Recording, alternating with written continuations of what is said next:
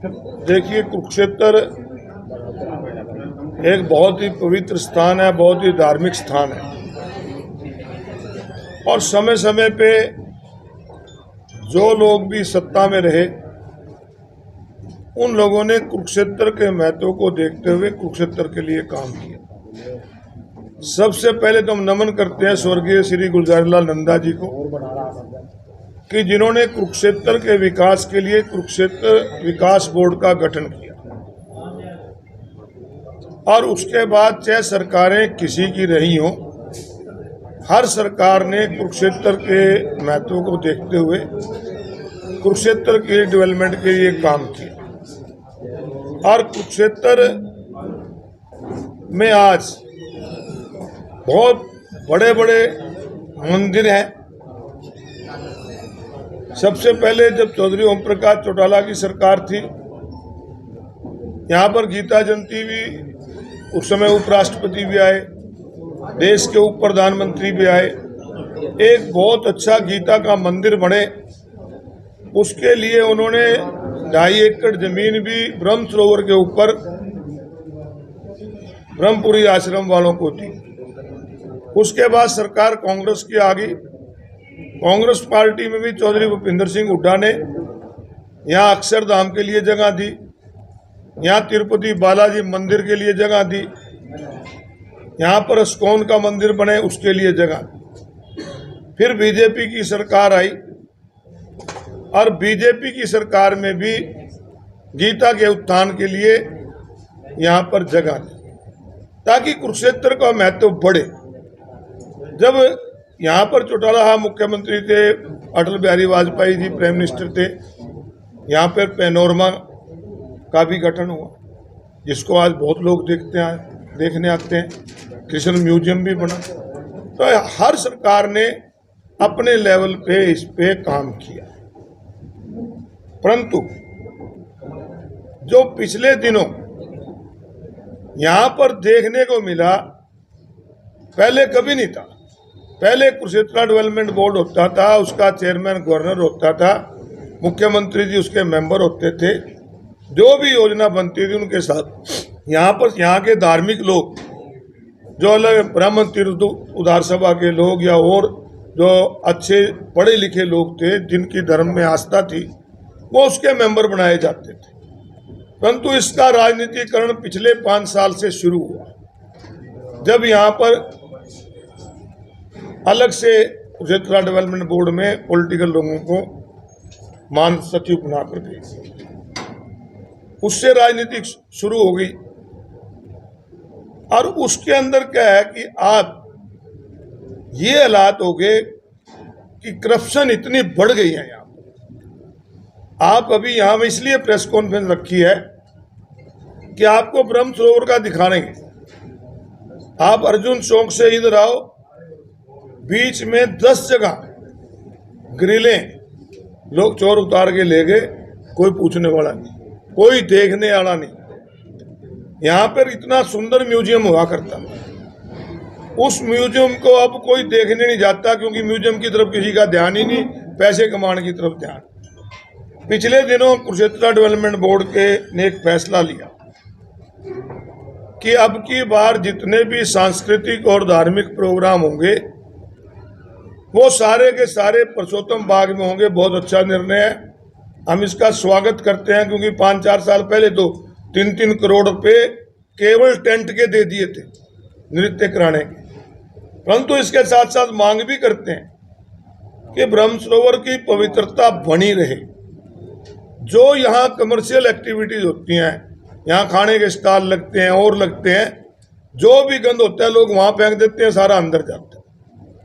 तो यहाँ पर धार्मिक आयोजन हो, यहाँ पर सांस्कृतिक आयोजन हो, सामाजिक आयोजन हो, सरकार की कोई प्रदर्शनी लगे, कोई क्राफ्ट मेला लगे, परंतु ये जो दुकानें लगा के यहाँ पवित्रता है इनको भी बाहर करना चाहिए। और अभी कल परसों के अखबार में एक में छपा था कि ब्रह्म सरोवर की मेंटेनेंस पे 32-33 करोड़ रुपया 5 साल में लग गया। मुझे बहुत हैरानी भी हुई और बहुत दुख भी हुआ। दुख इस बात का हुआ कि लोग यहाँ आस्था पे आते हैं, लोग यहाँ डुबकी लगाते हैं मोक्ष के लिए, परंतु यहाँ तो उसमें भी पैसे खा गए। आरती स्थल यहाँ पर बना हुआ है, उस पे खर्चा दिखा दिया 1,45,00,000। आप वहां जाके देखोगे, अगर आप में से कोई साथी यूं कहते कि 20 लाख तो ऊपर लगा फिर भी नहीं। और जो इसके मेंटेनेंस के दिखाए हैं, एक पत्थर भी यहाँ पे साबित नहीं है, सारे टूटे पड़े हैं।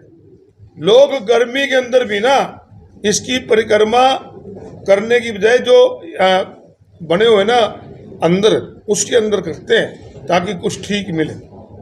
यहाँ पर जब पहले ये टॉयलेट्स थे, पहले सफाई रहती थी, परंतु जब से केडीबी ने अपने ठेकेदार लगाए, अब उनकी भी सफाई नहीं रहती। यहाँ पर रोज घोषणा करते हैं कि महिलाएं महिला स्नान में नहाए, घर में नहाए। उनके अंदर सांप है, उनके अंदर लाइट का भी इंतजाम नहीं है, बल्ब तक नहीं है। ये केडीबी वाले उसमें खुद बढ़ के दिखा दो। तो ये जो करप्शन इन्होंने की है, इसके अंदर लगभग 33 करोड़ रुपया 5 साल में है। 5 साल का 33 करोड़ हो तो 7 करोड़ रुपए के लगभग साल का बैठता है, लगभग 6.5-7 करोड़ रुपए। और यहाँ पर अगर 50 लाख भी लगा होता ना, इसमें एक भी पत्थर टूटा नहीं होता। अब आएगी गीता जयंती, जो पत्थर टूटा होता है ना, उसमें पत्थर बदलने की बजाय उस पे रेत का लगा के ऊपर सीमेंट का पोचा मारे हुए, जाके देख लेना, आपको दिखाऊंगा कि क्या हालात इन्होंने किए है।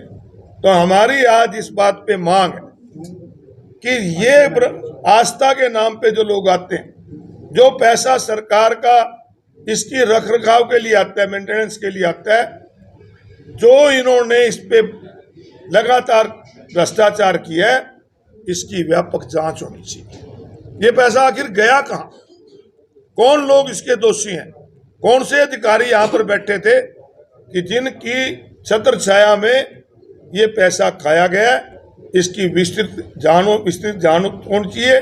जो दोषी हैं उनके खिलाफ कार्रवाई खाली नहीं, उनसे रिकवरी भी की जानी चाहिए, ताकि ये पता लगे कि ये लोग यहाँ आस्था के नाम पे भी पैसा खाते हैं। इनकी जांच की हम मांग करते हैं, और सरकार अगर इसकी जांच नहीं करेगी तो फिर हमें चाहे महामहिम से मिलना पड़े, इसके लिए मिलेंगे, क्योंकि महामहिम राज्यपाल है। ये तो महामहिम की भी छवि खराब होगी, क्योंकि डेवलपमेंट बोर्ड के चेयरमैन वही है, और यहाँ पर इतनी करप्शन हो रही है। तो इसकी हम जांच की मांग करते हैं और दोषियों के खिलाफ कार्रवाई की। कांग्रेस की सरकार आएगी तो क्या आप इसकी जांच कराएंगे? हम कांग्रेस की सरकार आएगी तो जांच निश्चित रूप से कराएंगे, परंतु हमारा प्रयास है कि इस सरकार को भी मजबूर करें। हम कुछ नहीं करें, हम ये थोड़ी कह रहे हैं बगैर जांच के इनके टांग दो। जांच तो अधिकार है, सरकार जांच कराए और अच्छी हायर अथॉरिटी से कराए। ये नहीं कि नीचे जांच दे दें, फिर वही लोग आ जाए जांच में, वही लोग शामिल हो जो खानावाड़ में शामिल हैं। इनकी उच्च स्तरीय जांच होनी चाहिए। और ये बहुत ही गंभीर मसला है कि ब्रह्म सरोवर में लगने वाला कुरुक्षेत्र डेवलपमेंट बोर्ड का पैसा खाया गया। हम तो पहले कई बार कहा कि स्नेह सरोवर इतना पवित्र है, उसका तो आज तक इन्होंने पानी तक नहीं बदला, जिसमें सीवरेज सीधा गिरा था। यहाँ तो चोर ग्रिलें उतार के ले जाते हैं, लाइटें उतार के ले जाते हैं। ब्रह्म सरोवर के आप परली साइड में जाओगे, ऊपर से जो छत है ना, अब ये घोषणा करते हैं रोज कि कृपया छत पे ऊपर से ना गिरे, क्योंकि छत के टुकड़े रोज गिर रहे हैं। ये लात है। मंदिर ये धार्मिक स्थान है, यहाँ महिला भी आती हैं, यात्री भी आते हैं। क्या इनके कैमरे चालू हालत में कैमरे हैं? लैस होना चाहिए कैमरों से, पूरा कोई कैमरा नहीं चलता, क्या कहेंगे? मैं यही कह रहा हूँ कि जिन जिन चीज पे जरूरी थी, सुरक्षा जरूरी थी, कैमरा भी सुरक्षा में आ गया। यहाँ पर रोजाना कपड़े उठा के ले जाते हैं, लोगों की जेबें काट लेते हैं, सामान उठा के ले जाते हैं, बाहर गाड़ियाँ खड़ी हो, बाइकें खड़ी हो, उठा के ले जाते हैं।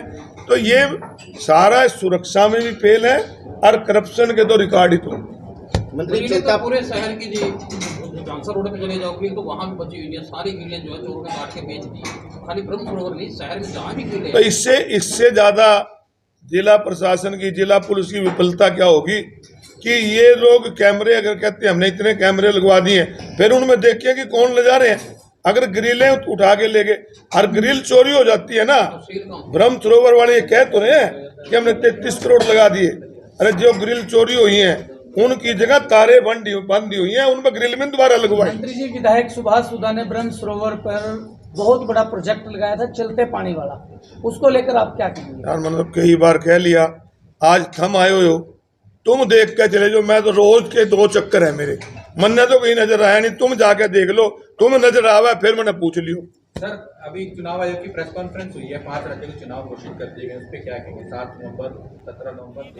ब्रह्म सरोवर तीर्थ का हाल है, ये सफाई के बहाने में एक तीर्थ को खाली करते हैं, दूसरे को भर देते हैं। इधर देखिए, ये सफाई है, ये तीर्थ की, ये काई लगी हुई पूरी पैडियों पे, लोगों के सर फुटते हैं, टांगे टूटती हैं।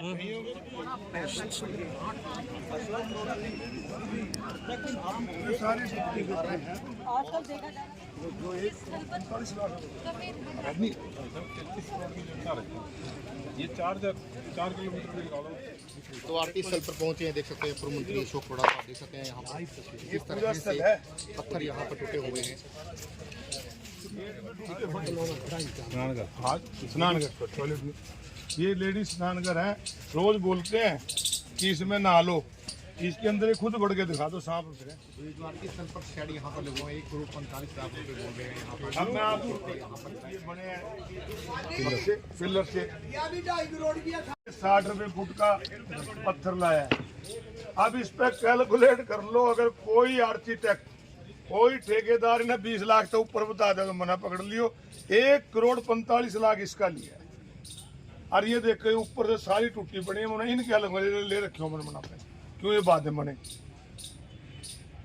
एक वो संतरियां के ले रखे 1,23,00,000 को, पता नहीं कहाँ है भाई, वहां दिख दियो नहीं, पूरे बनी हुई कोई संतरी कहीं कोई बता दो। 1 करोड़ ये तो 20 रुपए टोटल जो इसका है ना, क्योंकि रोज हम सैर करें 3.2 किलोमीटर है टोटल, और मेरे ख्याल 15-16 फुट चौड़ा होगा मीटर, 15-16 मीटर चौड़ा होगा। इसका हिसाब ला लोगे ना सारा तो 60-70 हज़ार बैठेगा फुट।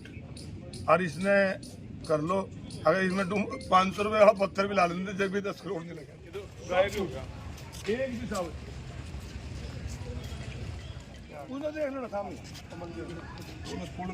और जो अधिकारी और जो यहाँ के केडीपी के बने हुए हैं उन लोगों ने खाया है। इनसे मैं तभी कह रहा हूँ कि ये लोगों की आस्था का सवाल है, इस पे कार्रवाई होनी चाहिए, इसकी जांच हो और इनको जेल की सलाखों के पीछे भेजो। ये धर्म के नाम पे भी खा रहे हैं। सिर्फ गीता जयंती ही इनके लिए मेन प्रमुख रह चुका है, बाकी इसके अलावा ये जो तीर्थ है खाली कर देते हैं। श्राद्ध पक्ष में यहाँ लाखों लोग स्नान करने पूजा करने आते हैं और उसी समय ये तीर्थ खाली किया जाता है कि सफाई कर रहे हैं, सफाई कर रहे हैं। क्या ये आगे पीछे सफाई नहीं होती? जब कभी यहाँ काम नहीं होता, इसमें एक यात्री नहीं थे उस समय, यहाँ इसको सफाई कर सकते हैं। लेकिन अब जैसे श्राद्ध पक्ष आते हैं उसी समय 2-3 साल से ये मेन घाट को मंदिर की तरफ से खाली कर देते हैं। बहाना क्या मारते हैं कि गीता जयंती आ रही है, सफाई चल रही है, इसलिए इसको खाली किया जाता है।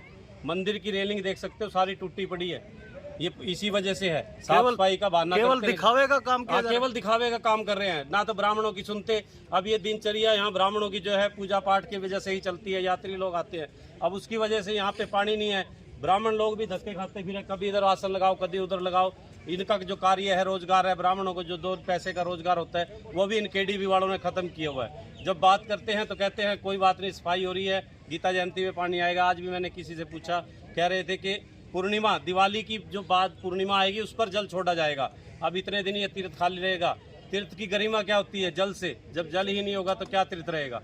इन्होंने अपना सिर्फ कारोबार, गीता जयंती पे जो ये दुकानें लगती है, पैसा आता है, उसकी वजह से, इसके अलावा ब्राह्मण तीर्थोद्वार सभा ने भी कोई कदम नहीं उठाया, क्योंकि बड़ी सभा है। महाराज ब्राह्मण तीर्थद्वार सभा से भी बात कर ली, वो भी कहते हैं कि केडीबी करेगी। इसलिए है कि आपने यहाँ पानी नहीं डलवाया है, क्या है आपका यहाँ व्यवस्था? इतना काई है और श्राद्धों में ये ऐसा होता है आपके यहाँ? क्या है आपकी व्यवस्था? यहाँ गिर जाता है, कुछ भी हो जाता है। श्रद्धालु बड़ी दूर दूर से श्रद्धा लेके आते हैं और उनको इसी में जो ये पड़ा हुआ है जैसा भी उसी में नहाना पड़ता है उनको। ये कैसी आपने कभी केडीबी से या प्रशासन से इस विषय में बात की है कि यहाँ पर जल छोड़ा जाए? सर जी, वो तो जिनका प्रबंधकों का काम है, वो तो उन्होंने सोचना चाहिए कि बड़े दूर से यात्री लेके आता है श्रद्धा मन में, कि मैं कुरुक्षेत्र जाऊंगा और स्नान करूंगा। पंडित जी, अब तो इतने- चलता पानी करवा दिया यहाँ का। चलता तो सर हो गया पानी, पर ये यहाँ आए, यहाँ काई इतनी जमी रहती है, गंदगी होती है। ये मुख्य जो सरोवर है, मुख्य सरोवर पे तो साफ सुथरा होना चाहिए सर। ठीक है, जो मुख्य सरोवर है वो तो साफ क्या बताएंगे 5 राज्यों में चुनाव की अभी थोड़ी देर पहले ही घोषणा हुई। स्वागत करते हैं आप चुनाव आयोग का, जिन्होंने 5 स्टेटों में चुनाव है और निश्चित रूप से पंचों की 5 स्टेटों में बीजेपी हारेगी और कांग्रेस जीतेगी। क्या बताएंगे किस तरह से कांग्रेस ने तैयारी की है? राहुल गांधी जी जा रहे हैं, कांग्रेस- राहुल गांधी जी अभी लेह लद्दाख में गए तो वहाँ पर भी कांग्रेस को जीत मिली। कांग्रेस पूरी तरह से तैयार है और जिस प्रकार से कर्नाटक की सरकार इन्होंने तोड़ी थी और उसके बाद दोबारा चुनाव हुए, बहुत भारी बहुमत से कांग्रेस आई, ठीक इसी प्रकार इन्होंने मध्य प्रदेश की सरकार भी तोड़ी थी। आज मध्य प्रदेश भी एक तरफ है, छत्तीसगढ़ में भी इतने काम कांग्रेस की सरकार ने किए, राजस्थान में इतने काम किए, सब जगह कांग्रेस आई और तेलंगाना में भी कांग्रेस पार्टी ही सरकार। मोहब्बत की दुकान सजेगी वहाँ पर? निश्चित रूप से राहुल गांधी जी ने जो पद यात्रा शुरू की थी कन्याकुमारी से लेकर कश्मीर तक, जो उन्होंने देश के संविधान और देश में फैले नफरत को ख़त्म करने के लिए जो उनकी पद यात्रा थी, उसके नतीजे पहले भी चुनाव हुए, आपने देखा कर्नाटक में हुए, हिमाचल में हुई, कांग्रेस आई। लोग अब ज़्यादा इन बातों पे नहीं आते कि आप क्या करने जा रहे हो, करते तो कुछ है ही नहीं। लोग खाली इससे तो किसी का पेट नहीं भरता कि हमें धर्म की राजनीति करें, पेट तो रोटी से भरेगा ना। रोजगार मिल नहीं रहा, महंगाई बढ़ रही है, भ्रष्टाचार बढ़ रहा है, तो लोग आज इससे बदलाव चाहते हैं और विकल्प केवल देश स्तर पर इंडिया गठबंधन और हरियाणा प्रदेश के अंदर कांग्रेस पार्टी और इन प्रदेशों में कांग्रेस पार्टी। तो दूसरा शारदीय नवरात्रि शुरू होने वाले हैं, केंद्र सरकार ने गंगा जल पर काफ़ी पवित्र माना जाता है, उस पर 18% GST लगा दी। इन्होंने सांस लेने पे भी GST लगाई। ये अपनी उपलब्धियों में गिनवाते हैं कि हमारा GST कलेक्शन बढ़ा है। प्रदेश सरकार भी गिनाती है, देश की सरकार भी गिनाती है और देश का प्रधानमंत्री कहता है कि हम तीसरी बड़ी अर्थव्यवस्था बनने जा रहे हैं और प्रदेश का मुख्यमंत्री भी कहता है कि हमारी टैक्स कलेक्शन लगातार बढ़ रही है। परंतु जिस देश के अंदर प्रधानमंत्री के मुताबिक 80 करोड़ लोग 5 किलो अनाज फ्री लेके खाते हों, उस अर्थव्यवस्था में उनके बेचारों का क्या ही होगा, क्या कैसे करें। हरियाणा प्रदेश के अंदर मुख्यमंत्री के मुताबिक लगभग 60% लोग गरीबी रेखा से नीचे चले गए। ये कह देते हैं हमने प्रति व्यक्ति आय बढ़ा दी, हमारा बजट बढ़ गया।